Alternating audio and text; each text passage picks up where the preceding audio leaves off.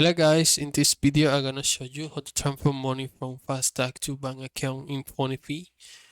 The first step we need to do is we need to open our files and recharge.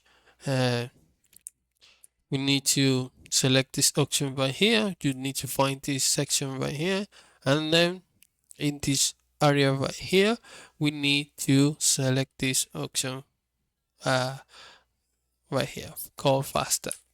We need to uh, select right here, uh, or we need to add a new vehicle in with this button and a new bank. In this case we have this bank right here, so we need to uh, set the set the amount to send, and pay, and we need to click this button called pay.